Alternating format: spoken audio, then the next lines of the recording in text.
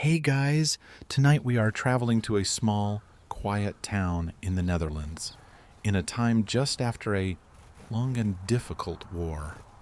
We're going to a place of gray canals and misty skies, a place where color seems to be a half-forgotten memory.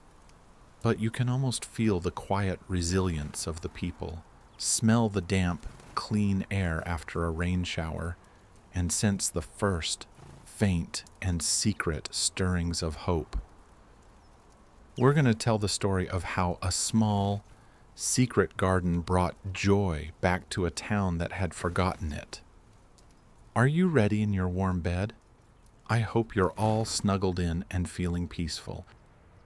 So, before you get comfortable, take a moment to like the video and subscribe.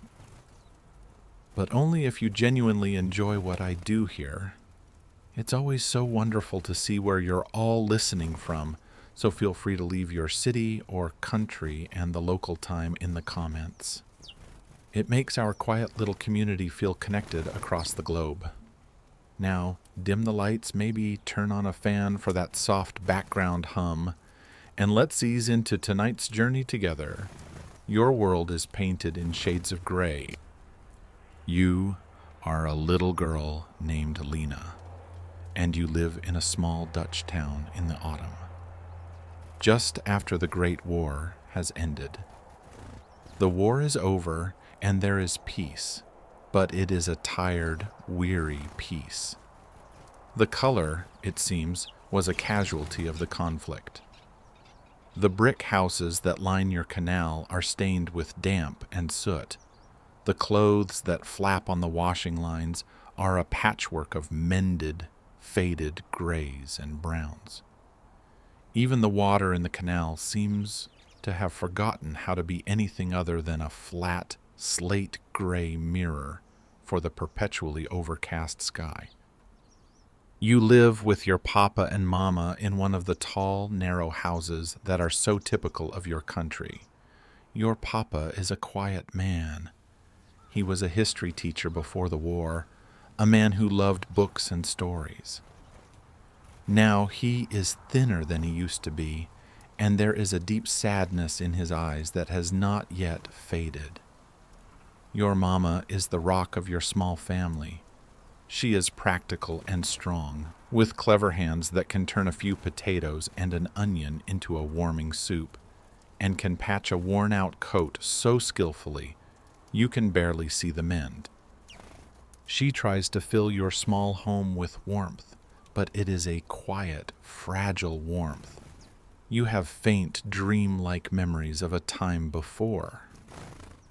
A time of color. You can just remember the flower boxes on every windowsill, overflowing with bright red geraniums. You remember the street market, with its pyramids of shiny orange carrots and deep purple cabbages, and you remember the tulips. Great buckets of them. Outside every shop in the springtime, a riot of reds, yellows, and pinks. But now the flower boxes are empty, or they are used to grow a few hardy leeks. The market stalls have only potatoes and turnips and the tulips. The tulips are gone completely. One evening, as you are helping your mother peel potatoes for supper, you ask her about them. "Mama, where did all the flowers go?" Your mother stops her peeling for a moment, and her gaze becomes distant. "Ah, Lena," she says softly, "the flowers, they helped us survive." She explains to you about the last winter of the war, a time the grown-ups call the hunger winter, the hunger winter. It was a terrible time of famine when there was no food and the people were starving. "Your papa," she says, her voice a near whisper, "was very clever. He kept us alive, but many people, they had nothing. They had to eat whatever they could find, even the tulip bulbs dug from the cold ground." You stare at her, trying to imagine such a thing, eating a flower. The absence of color in your town is not an accident. It is a scar. It is a memory of a time when beauty itself had to be sacrificed for survival. Social historians of the future will debate the long-term psychological impact of the hunger winter on the Dutch national consciousness, how it shaped a generation's relationship with food and security. But for you, it is simple. The hunger ate the colors. The next day, you are walking through the town with your papa. The streets are quiet, the mood subdued. You look up at the facades of the old houses. Tucked high up on one of them, you see a small, carved and painted stone. It is a Gevelstein, a gable stone. This one depicts a baker holding a loaf of bread. Its paint is faded and peeling, its colors just pale ghosts of what they once were. It is one of the few hints of the town's more vibrant, more confident past. That evening, the three of you sit down to your supper of potato soup and dark bread. It is warm and filling, and you are grateful for it, but the conversation is quiet, the atmosphere heavy with unspoken memories. The peace you live in is real, but the joy has not yet returned. The town is safe, but it is sad. It is a world waiting for a sign, for a reason to remember what it was like to feel simple, uncomplicated happiness. Later, you lie in your small bed, tucked under the eaves of your narrow house. Through your window you can see the gray slate roofs of your neighbors and the dark, still water of the canal. The world seems to have settled into a permanent state of gray. You close your eyes and you try with all your might to remember the brilliant, impossible colors of the tulips your mother told you about. You try to picture a red so bright it hurts your eyes, a yellow as pure as the summer sun. But the memory is too faint, too far away. It is a story from a different world. You drift off to sleep, your heart filled with a quiet, deep and colorless ache. You are a child who is hungry not for food, but for beauty, and you do not know where to find it. A few days pass, each one as gray and as quiet as the last. One rainy afternoon, you are sitting with your papa in the small parlor, helping him with a quiet task. He is trying to mend the spine of an old book of history, his long, patient fingers carefully applying a thin layer of glue to the cracked leather. You are sorting through a small wooden box of his pens, wiping the dried ink from the metal nibs. The only sounds are the gentle patter of the rain against the window pane and the soft crackle of the small fire in the hearth. Your father has been quiet all day, his mind seemingly far away. You look at him and see the familiar, deep sadness in his eyes. You have come to know that look well. It is the look of a man remembering a world that no longer exists. Suddenly, he puts down his brush and his glue pot. He looks at you, truly looks at you, and a new expression comes over his face. It is a look of decision, of resolve. "Lena," he says, his voice a soft, low rumble, "there is something I want to show you. A secret I have kept hidden through all the dark years. I think it is time you shared it with me." He stands up and takes your hand. He leads you out of the parlor and towards the back of the house, to the small, cold, stone-paved cellar where you store your meager supply of potatoes and turnips. In the far corner of the cellar, hidden behind a stack of old wooden crates, is a single, loose floorstone. Your father kneels down and, with some effort, pries the stone up with his fingertips. Beneath the stone is a small, dark, hollow space. From it, he lifts a small wooden chest. It is not large, but it is heavy, bound with iron straps and lined with lead, a sign that its contents were considered precious and needed to be protected from the damp. He carries the chest back upstairs to the parlor and places it on the floor in front of the hearth, in the warm, flickering firelight. He kneels before the chest as if it were a small altar. He takes a key from a chain around his neck and unlocks it. He lifts the heavy lid. The air that escapes smells of dry, clean sand and of something else, a faint, papery, slightly spicy scent, like onions or dried earth. The chest is filled to the brim with fine, dry sand. "I saved this too," he says softly, "from the dunes by the sea before the war. It is the best way to keep them dry." He puts his hands into the sand and begins to gently, carefully, brush it away, as an archaeologist might excavate a priceless artifact, and as the sand falls away, the treasure is revealed. Lying nestled in the sand, like strange, dark sleeping eggs, are a dozen or so small, brown, onion-like objects. They are tulip bulbs. You stare at them. They are not beautiful. They are humble, ugly, teardrop-shaped things, their skins a dry, papery brown. But your father looks at them with a reverence, a love that you have never seen before. "This, my Lena," he whispers, his voice thick with emotion, "is the color. This is the hope I saved for us."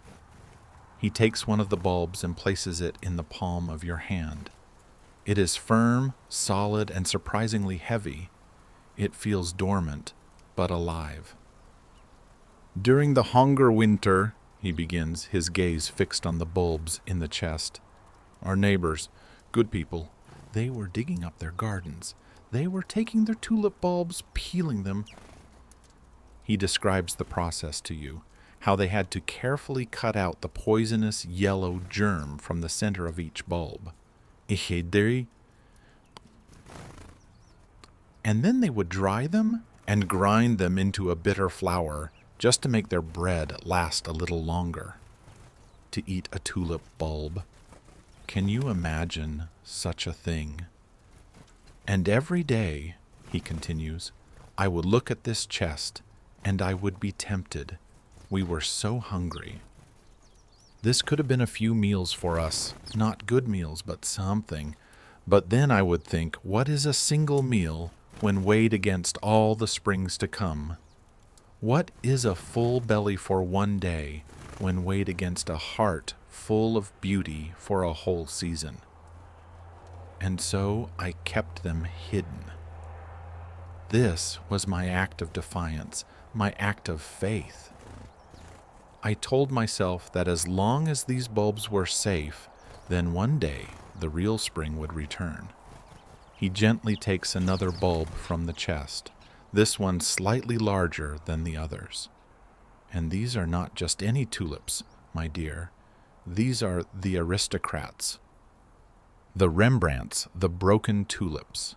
He explains that these bulbs will not produce simple red or yellow flowers. They will produce magnificent, feathered, flame-like blossoms with incredible, unpredictable streaks of color. He tells you the secret that the old tulip masters knew, that this impossible beauty is caused by a kind of magical sickness in the bulb, a virus that paints the petals from the inside out. Botanists and geneticists of the future will debate the precise mechanisms of how this tulip-breaking virus creates its patterns, but your father describes it as a beautiful tragedy, a flaw that creates a masterpiece. "Before the war," he says, "a single one of these bulbs could have bought us this entire house. They were a kind of living art." He has not just saved a handful of flowers, he has saved a living museum of lost beauty. He has preserved the very colors that you have been trying so hard to remember. He closes the lid of the chest gently. "This is our secret now, Lena," he says, looking at you, his eyes serious but full of a new, shared light. "The town has forgotten what color looks like. It has forgotten beauty. It is our job to help it remember. We will be secret gardeners of hope." You look from your father's face, which for the first time in a long time seems to have lost its deep, weary sadness, to the humble, brown bulb still resting in your own small hand. It feels warm now, as if your own life force is waking it up. You think of the gray streets outside, of the empty flower boxes, of the faded gable stones, and you feel it for the first time since the war's end. A tiny, fragile, but real and unmistakable flicker of hope. The grayness is not permanent. The colors were not lost forever. They were just sleeping. And here, in this small, heavy wooden chest, in these ugly, brown, teardrop-shaped promises, you are holding the key to the coming spring. The small wooden chest with its precious, sleeping cargo is now a shared secret between you and your father, a silent, hopeful promise that lives in the heart of your small gray house. But a promise, like a seed, cannot live forever in a dark box. It needs earth and water and the hope of sun. It needs a garden. It cannot be just any garden. It cannot be in the small patch of land in front of your house, nor in the window boxes that face the street. Your father explains that even though the war is over, the memory of the hunger winter is still a sharp, raw thing. Some people, their hunger a deeper wound than their memory of beauty, might still see the bulbs not as flowers, but as food. The garden must be a secret. It must be a sanctuary, a place hidden from weary, hungry eyes. And so, your next quest begins.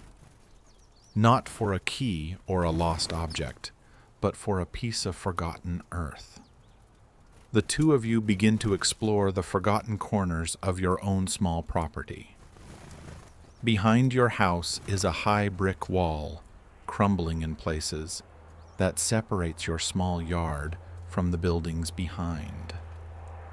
In one corner of this wall, half hidden by overgrown elder bushes, is a narrow wooden door, its paint peeling, its iron latch rusted solid.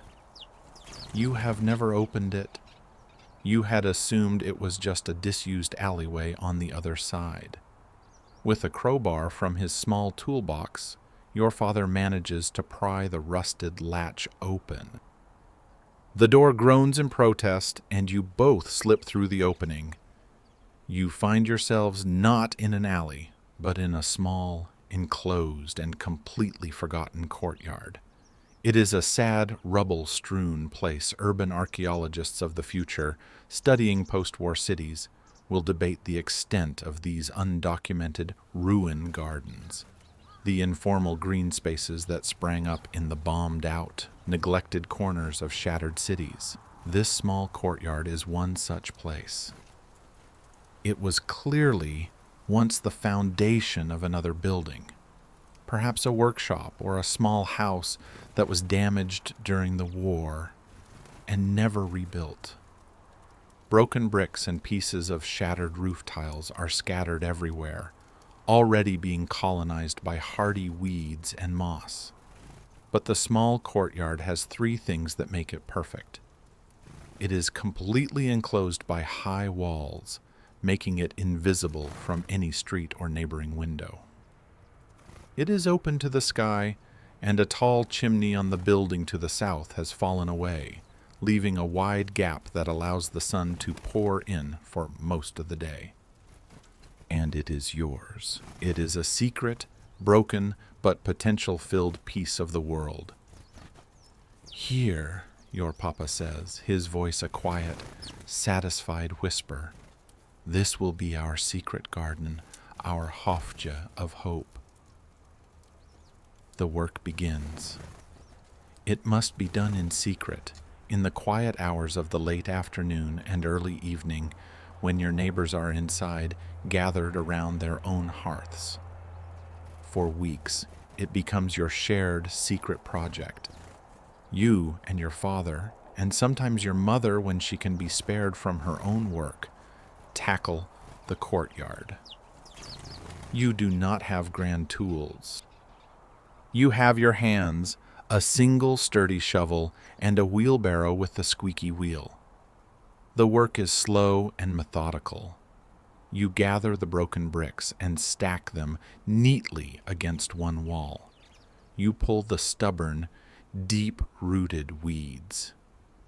You clear the rubble, piece by piece, until you have a small, clean patch of earth in the sunniest part of the yard. The soil itself is poor, full of dust and debris. So you begin another secret mission. Your father knows of a patch of woods just outside of town where the soil is rich, dark, and full of leaf mold. Every evening you take your wheelbarrow and a sack and you make a quiet trip, returning with a precious cargo of good, dark earth, which you mix into your cleared patch slowly, painstakingly, building a bed of soil worthy of your treasure. Finally, the ground is ready, but still you must wait. Your father is a man who believes in the old ways, in the rhythms of the earth and the sky. He consults a small, worn almanac, a book full of charts of the moon and the stars. He is looking for the perfect time to plant. It is an old Dutch folk belief. This planting by the moon. A tradition that says that to ensure a strong and healthy bloom, bulbs should be planted not just in the right season, but on the right night, when the moon is in a waxing phase, its growing light a promise to the sleeping life beneath the soil. He finds the night he is looking for, a cold, crisp night in late November, with a sliver of a crescent moon hanging like a bright, silver thumbnail in the clear, dark sky. That night, after your simple supper, the three of you prepare for the planting ceremony. Your father retrieves the lead-lined chest from its hiding place. Your mother lights a single hooded lantern, and you carry a small watering can. You slip out the back door and into your secret, hidden courtyard. The night is cold and completely silent.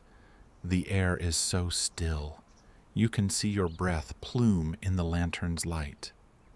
Your father opens the chest, and the three of you kneel on the cold, dark earth around it. He takes out the precious bulbs one by one and places them on a clean cloth. They look so humble, so plain in the soft lantern light. Now, Lena, he says, his voice a reverent whisper, you must give each one a good home. Kidban said, mercy. He shows you how to dig a small hole with your trowel, about 3 times as deep as the bulb is high. He shows you how to place the bulb at the bottom, pointed end facing up towards the sky, a tiny sleeping spear of potential, and he shows you how to gently cover it with the soft, dark earth, tucking it in for its long winter sleep. You work together, the three of you, a silent, focused team under the thin, silver light of the new moon. You dig the holes, you place each precious bulb, each secret promise of a forgotten color into the earth you cover them over. It is an act of immense, profound hope, a quiet rebellion against the grayness of the world. You are planting a garden that looks like a victory garden, the kind people planted to grow food during the war. But as your mother whispers to you, while others planted potatoes to feed the body, we are planting tulips to feed the heart. When the last bulb is in the ground, you gently water the soil. You then gather handfuls of the dry, fallen leaves from the corners of the courtyard and spread them over the bed like a warm winter blanket to protect the sleeping bulbs from the deep frosts to come. The work is done. You stand back and look at the small patch of earth. It looks no different from any other patch of earth. It is dark, bare, and silent. It gives no hint of the incredible, vibrant, colorful secret that now lies dormant beneath its surface. The three of you creep back inside, your hands cold and your clothes smudged with dirt, but your hearts are full. You have buried your treasure, you have planted your hope, and now all you can do is wait through the long, dark, cold months of winter. You must wait for the sun to return, for the earth to warm, and for the secret garden to keep its silent, colorful promise. After the secret planting, the world outside begins its slow, quiet descent into winter. The last of the autumn leaves are torn from the trees by a sharp, cold wind that sweeps down from the North Sea. The days grow shorter, the nights longer. A thin, brittle layer of ice begins to form on the edges of the canal in the mornings, and the gray, overcast skies threaten. The first snow. Your world becomes a world of indoors, of the warm, close, and comforting circle of your small family and your small home. The secret garden in the hidden courtyard is now asleep under a thick blanket of frost, and then a deeper blanket of snow. It gives no sign of the treasure it holds. It is a blank, white page, its story temporarily paused, but it is always there in the back of your mind. Every morning when you wake, you go to the small window at the back of the house that overlooks the courtyard. You peer out at the silent, snow-covered space, and you think of the small, brown bulbs nestled deep in the cold earth. You are the keeper of the watch. Winter life has its own quiet rhythms, its own small joys. In early December, your town celebrates the festival of St. Nicholas. It is not a grand public celebration like it was before the war, but a smaller, more intimate affair. You don't receive mountains of toys, but your mother makes special spiced biscuits, and your father carves you a small, beautiful wooden bird. You leave your shoe by the hearth with a carrot for the saint's horse, and in the morning you find it filled not with grand gifts, but with a handful of roasted nuts and a single, precious orange, a taste of sunshine in the heart of winter. When the canals freeze solid, the town comes alive with a quiet, joyful energy. This is the time of Ijsvermaak, of ice fun. People bring out their old skates, their blades rusty but still sharp, and the frozen canal becomes a great public highway. You watch from your window as families glide by, as children push each other on wooden sleds, their laughter echoing strangely in the cold, still air. It is a brief, happy respite from the grayness, a community finding joy in the very heart of the cold. But still, you watch your garden. The snow piles high, then melts a little in a brief thaw, then freezes again. You worry about the bulbs. Are they safe? Are they too cold? Are they still alive? You ask your father and he reassures you. The tulip bulb is strong, Lena, he tells you, as the two of you sit by the fire one evening. It is born of the cold mountains of Asia. It needs the winter, it needs the deep cold to gather its strength for the spring. He explains that deep in the bulb, a secret, magical clock is ticking.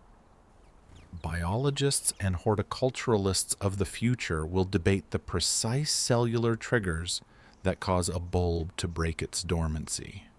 Whether it's the exact number of cold days, the first hint of the warming soil, or the subtle change in the length of the daylight, but your father describes it as a form of deep, patient thought.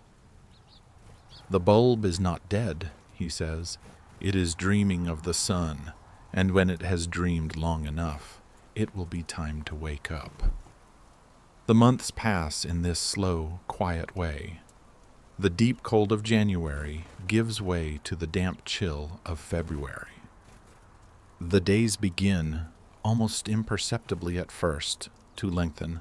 The sun, when it appears, feels a little warmer on your face. And then, one day in early March, the great thaw begins. The ice on the canals groans and cracks, breaking up into great glassy sheets. The snow in your secret courtyard begins to melt, shrinking away from the walls, revealing the dark, damp, bare earth beneath. Now your watch becomes more intense. Every morning you rush to the window, you stare at the patch of cleared ground, searching for a sign, for any change. For weeks, there is nothing.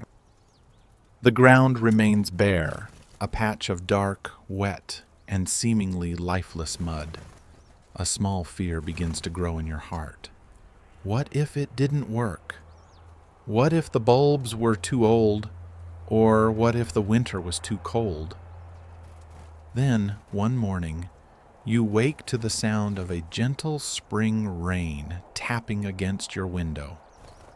It is a soft, life-giving sound, entirely different from the harsh, driving rains of the autumn.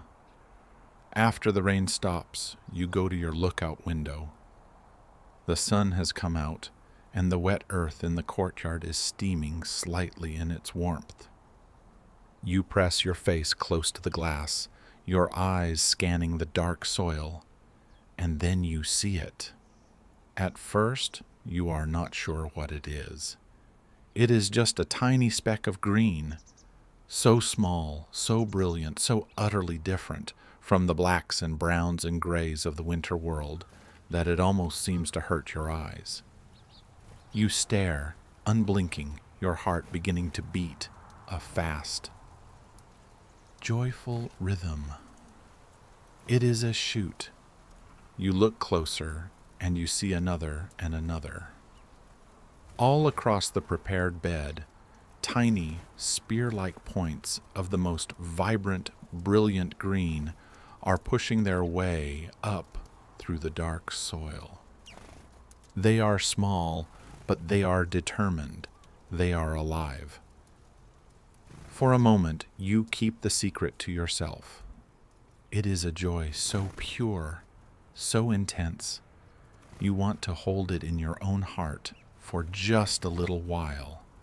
You are the first person in this entire town to see a new flower growing. You are the witness to the end of winter.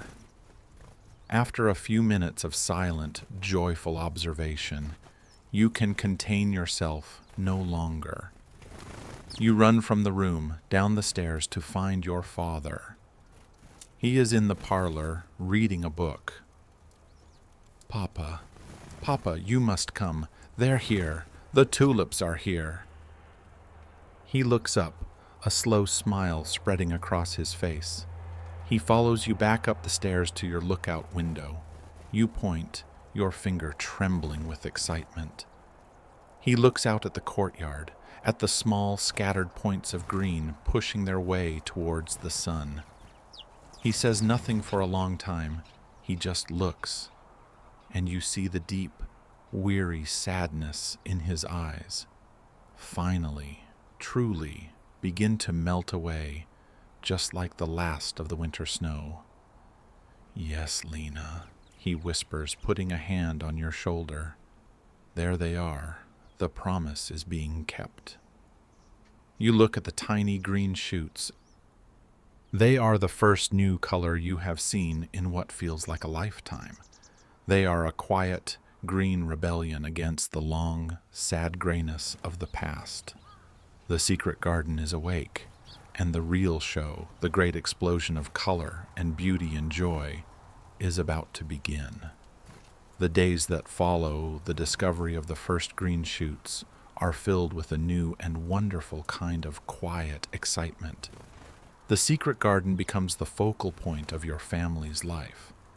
Every morning, the three of you go to the lookout window to check on the progress. You watch, fascinated, as the tiny green spears grow taller and stronger with a speed that seems almost magical. Soon, broad, waxy, blue-green leaves begin to unfurl from the stems, cupping the morning dew like small, graceful hands. And then the buds appear.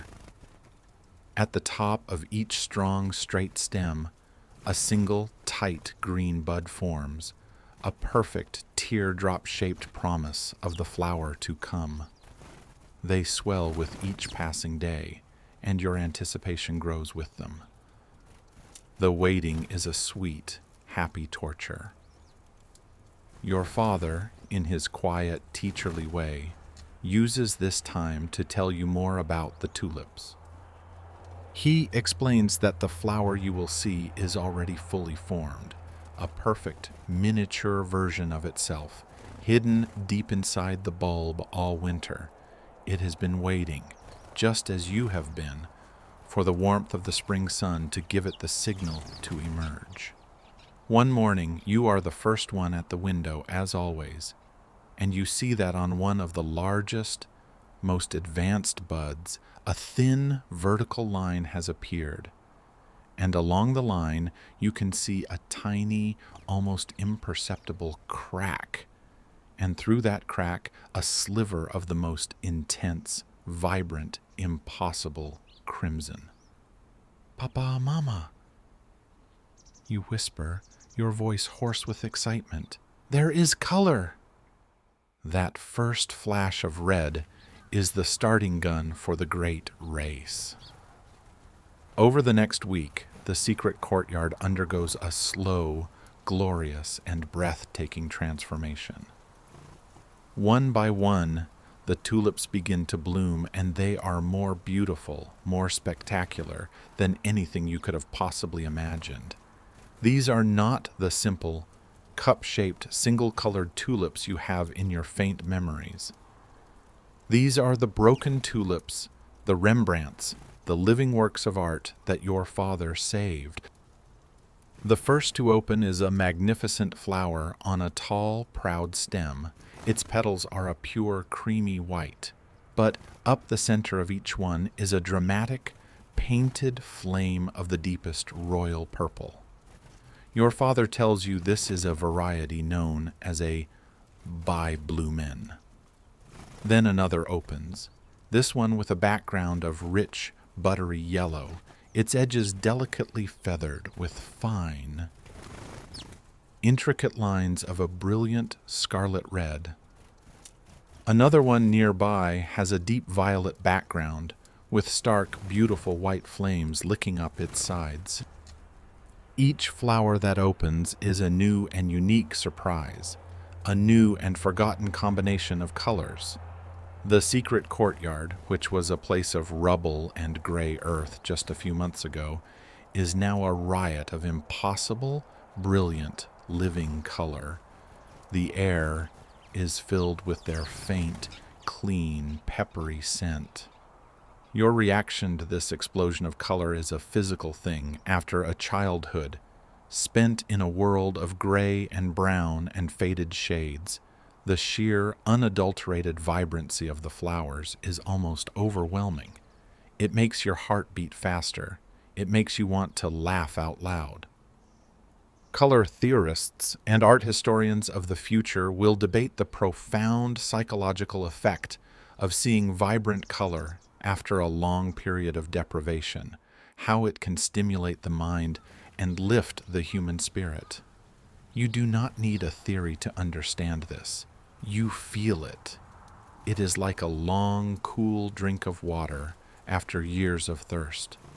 It is a form of healing. The three of you spend hours in your secret garden. It is your own private Kuchenhof, your own secret tulip sundae. You sit on the low stone wall, and your father walks among the flowers, his notebook in hand. He is in his element now. He identifies the old, forgotten varieties from memory, from the books he has read.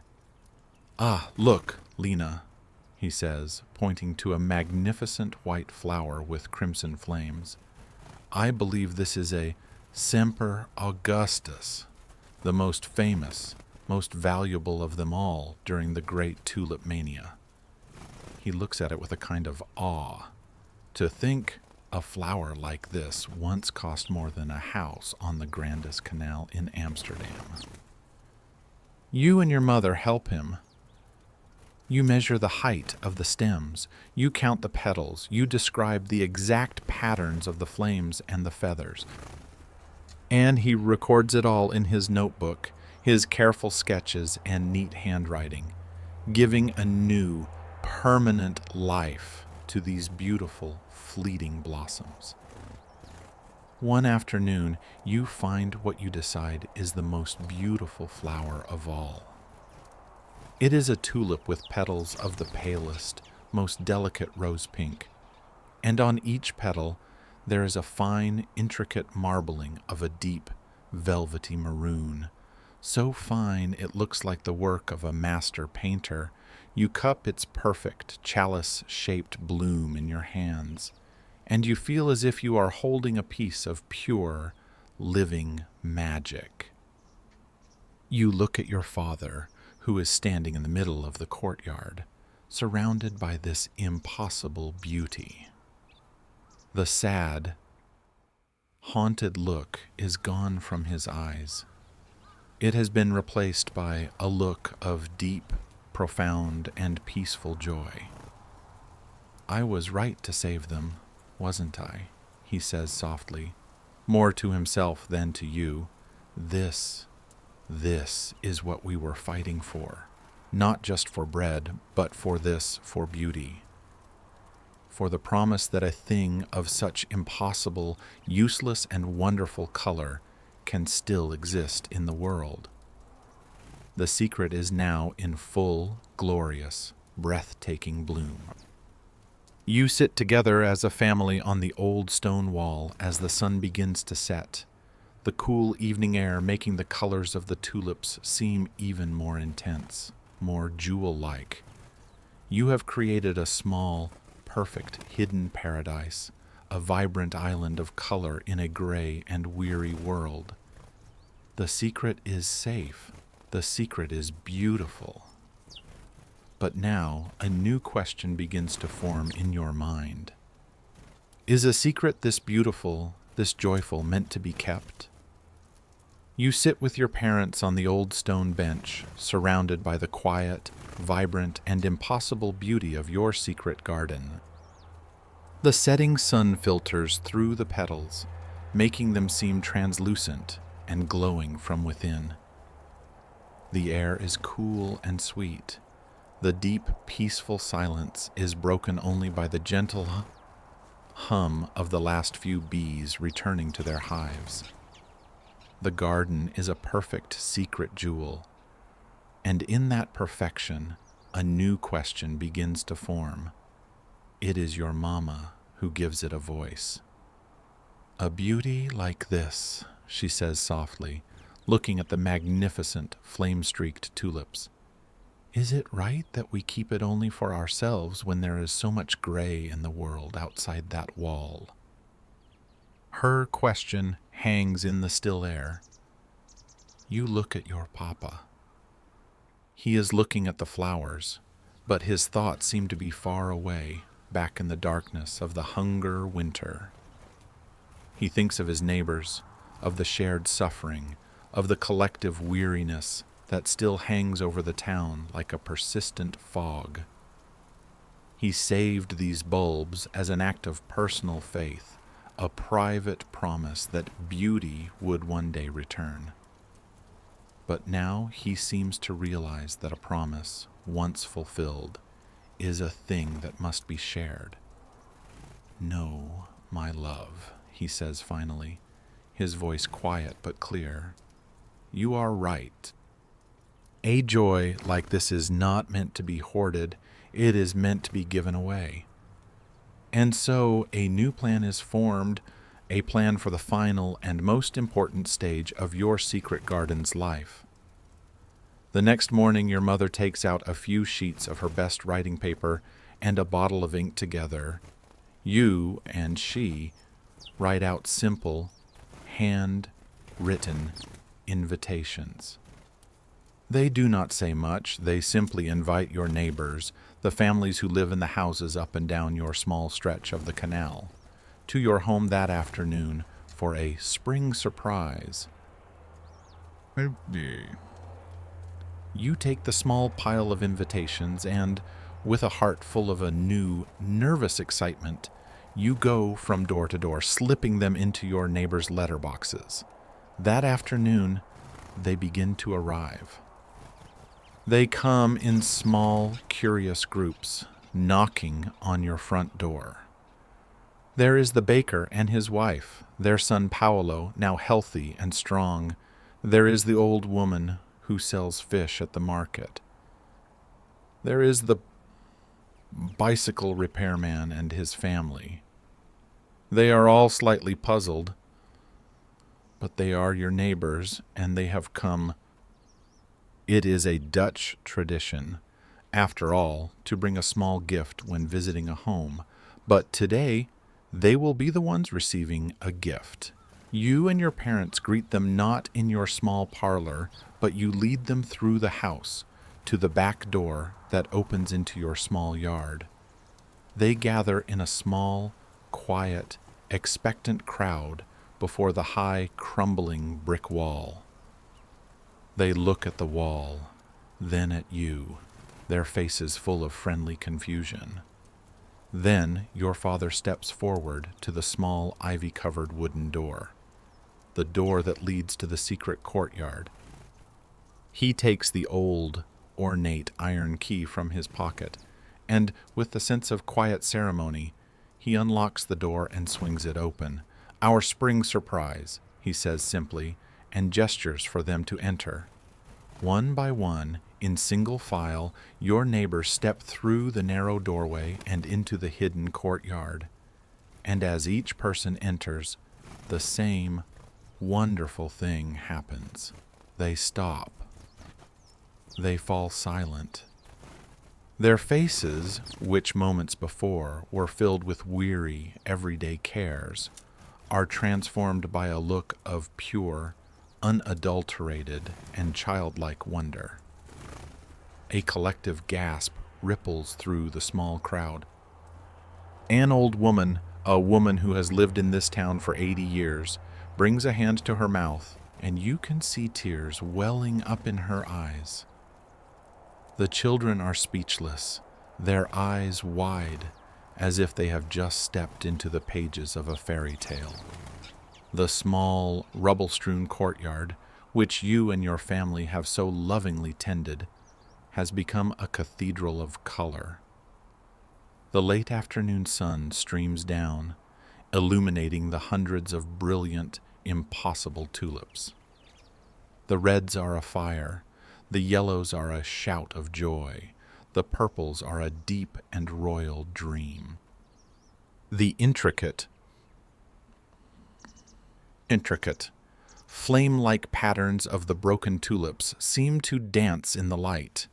Social psychologists of the future, studying post-conflict societies, will debate the role of small, symbolic acts of beauty and normalcy in the process of collective healing. But you, standing in this small courtyard, are watching it happen. You are watching the color literally flow back into the faces and the hearts of your neighbors. You are watching the gray melt away. People begin to move slowly through the small garden, speaking in hushed, reverent whispers, as if they are in a great museum. They point out their favorite flowers. They ask your father their names. They touch the petals with a gentle, disbelieving finger. They are all sharing in your secret now, and in sharing it, the joy seems to multiply, to fill the small space until it feels it might burst. The great post-war rebuilding of your country, the Wederaupbau, is happening in the big cities with grand plans and foreign aid. But here, in your small, hidden courtyard, a different kind of rebuilding is taking place. It is a quiet, gentle, and deeply personal rebuilding of the human spirit. When everyone has had their fill of the beautiful sight, your father gathers them together. He tells them the story of the bulbs, of how he saved them through the hunger winter, of his belief that spring would one day return. And then he makes one final promise. This beauty, he says, his voice full of a quiet strength, is not just ours. It belongs to all of us. When the flowers have faded and the leaves have died back, we will dig up the bulbs and we will share them. Every family will get a few, so that next spring there will not be one secret garden in our town, but dozens. We will bring the color back to our whole street, together. A murmur of heartfelt, grateful applause ripples through the small crowd. Later, as your neighbors begin to depart, they leave small gifts on your kitchen table. A fresh loaf of bread from the baker, a small jar of jam from another, a few fresh eggs. It is their own form of thanks, their own contribution to this new, beautiful, circular economy of hope. The last of your guests has gone. The three of you are left alone in your secret garden as twilight begins to fall. The air is cool, and the colors of the tulips seem to glow with a special intensity in the soft, fading light. You look at the empty flower boxes on the windows of the houses across the canal, and for the first time, you see them not as empty and sad, but as full of promise, waiting for the bulbs that will give them life next year. Your secret has been given away, but you feel no sense of loss. You feel only a deep, profound sense of rightness. The garden has fulfilled its true purpose. It was not meant to be a private treasure. It was a message of hope, and a message once received must always be shared. The soft, magical light of the twilight in your secret garden now begins to fade into a gentle, comfortable darkness.